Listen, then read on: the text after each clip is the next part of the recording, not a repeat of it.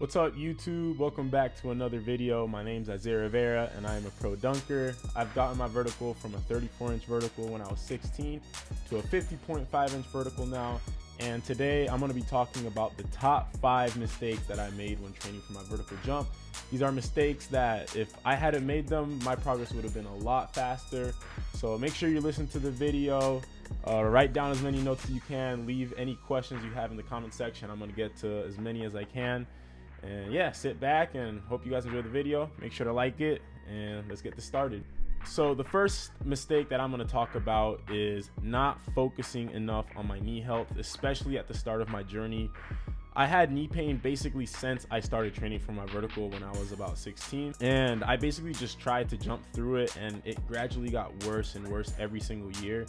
If I had gotten on a proper load management protocol from this time when I started jump training, I would have been able to make way faster progress. I've already made a video on how to get your knees healthy. I'm gonna put it in the description, so make sure you go check that out. But this should be one of your top priorities, is being as healthy as possible when it comes to your knees.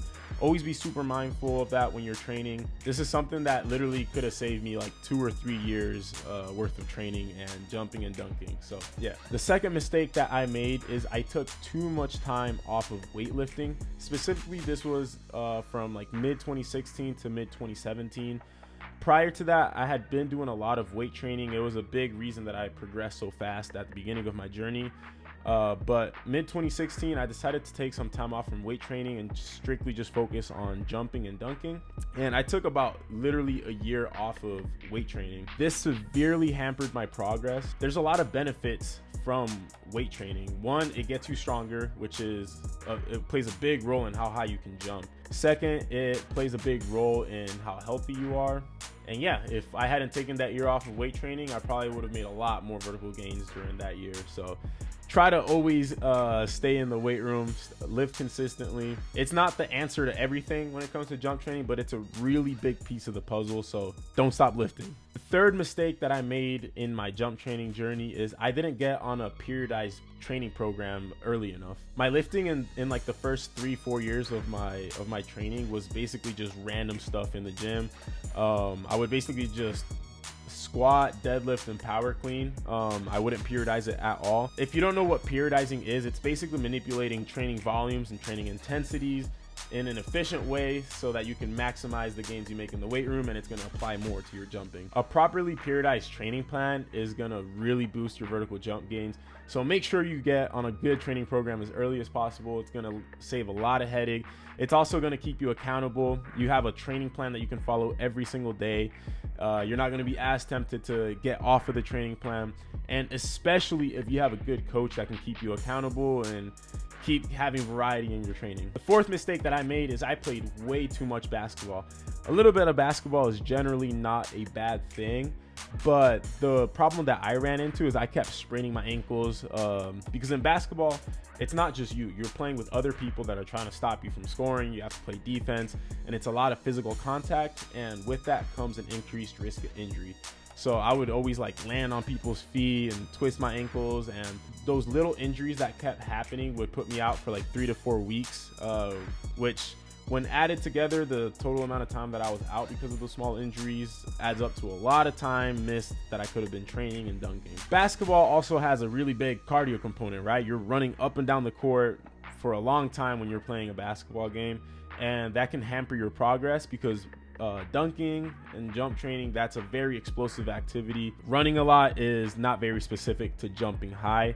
When you're running in very small quantities, it's not going to hurt your progress, but if you're playing a lot of basketball every single day, that can conflict with your training, and not just because it's a different training stimulus, it can also fatigue you a lot. So your weightlifting sessions aren't going to be as intense, as high of a quality, and also your dunk sessions aren't going to be as high of a quality. So be very careful with how much basketball you decide to play. And the last big training mistake that I'm going to talk about is I did not do enough back health work. 2 years ago, I ran into a lot of back issues that could have been easily prevented if I had done the requisite prehab work for my back. Some of the stuff that I should have been doing is, one, focusing on my posture during daily activity. That can be sitting down, laying down, walking, running, when you're training, using proper technique in the gym. Posture is everything when it comes to protecting your back. The big things to focus on when it comes to posture, just having a neutral spine and being able to hold that position while you're manipulating your body in other ways. Second thing is going on walks every day. That can be really good for your back. And then finally, doing the McGill Big 3 every single day. Those 3 things are things that I still include in my training to this day. Literally every single morning, the first thing that I do is do a set of McGill Big 3, and then I go on a 30-minute walk every single morning, even if my back's not hurting, and that can go a very long way to protecting your back. And then finally is just learning how to lift properly.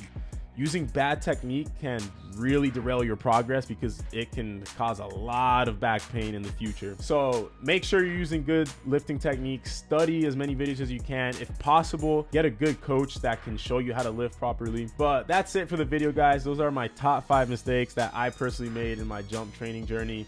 Comment down any mistakes that you feel like you've made in your career that has prevented your progress when it comes to jumping higher. As always, you can go to THPstrength.com if you want to jump higher. You will get coached personally by me and John Evans to get rid of knee pain, get rid of back pain, put inches on your vertical. Whatever your training goals are for athleticism, we can help you with that. Like the video, comment, subscribe if you haven't, and I'll catch you guys in the next video.